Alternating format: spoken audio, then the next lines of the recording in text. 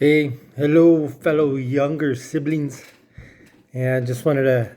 Seems like Chris was able to get one in, Frank was able to get one in, and quite honestly, I've got nothing but time to be able to get one in. So let's get this party started. First and foremost, let me apologize for my condition, my looks, or whatever. I know for one, probably like everyone else, you say when you see me, you see my dad. So yeah, I hear that everywhere now, and I don't know, it's just because I'm getting older or because I actually look like the man. But be honest, I look like my hero. Yeah, I can't complain. But Frank, I had a great time at the party. I had to spend time between Nicholas and the flat earther, Jordan. Being able to talk to my nieces and my nephews, and that was a good thing because when they were younger, I couldn't really talk to them.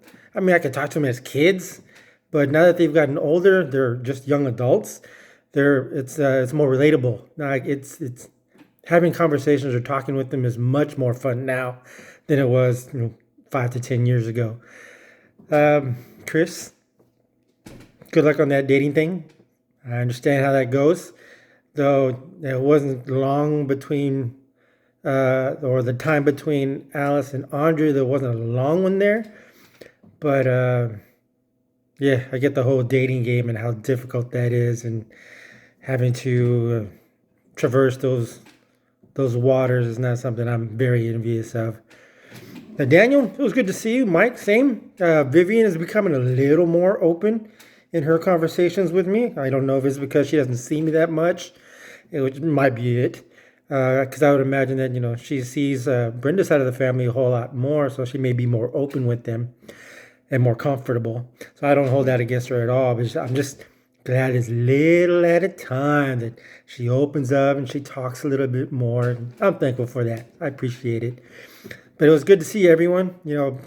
Frank, tell Nancy thanks for opening up the house, and I understand you live there too. But it's like I told Andrea. It's like I may have paid for the house, but Andrea makes it a home, and I tell her that maybe 2, 3 times a month to tell her how much. I don't want her to ever think that I don't appreciate what she does, and the little. I can't even say that they're just little things around the house because she makes the house a home. And I realized that when I lived alone, I was very utilitarian. It was like I had a chair, I had a mattress on the floor with the sheets, some bed, and just one fork, one spoon, one knife, one glass, one not even a plate. I used paper plates, but I was very utilitarian. And now, being with Andrea, she makes my house a home, and I appreciate it. What else?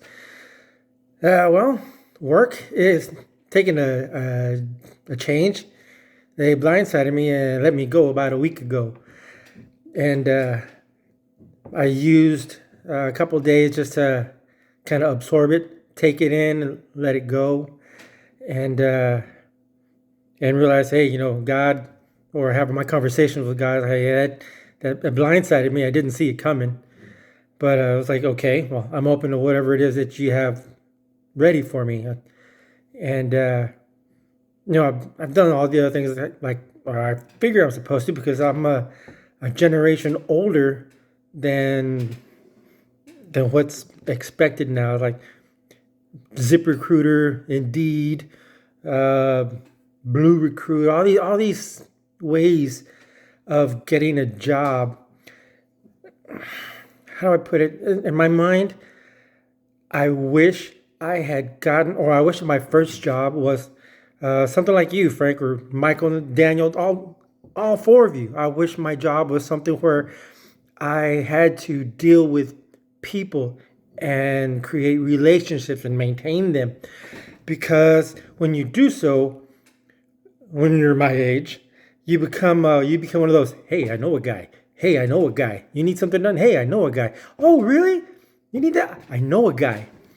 And being with the airline for 25 years, I never had that. I never created that. I had a lot of great coworkers and associates, but I didn't create friendships like that. And here I am 25 years later, and I don't have that. And also, I can't, when you want to go find a job, for me, it was the relationship. You walked into an office, you filled out the application, and it was like a one-on-one, face-to-face interaction. And man, I kill that every damn time. It's like every time one of the supervisors at the airline, or even here in my last job, they wanted to give me a coaching or want to, write me up for something. I'm like, okay, whatever. Do what you got to do to cover your butt because I know you like me.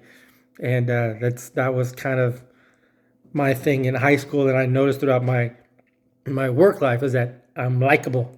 People like me, and I guess that's a blessing, but it can be a curse also because you're not really creating relationships, you're just maintaining an associate. So yeah, if you guys get time, toss up a blessing. I appreciate it.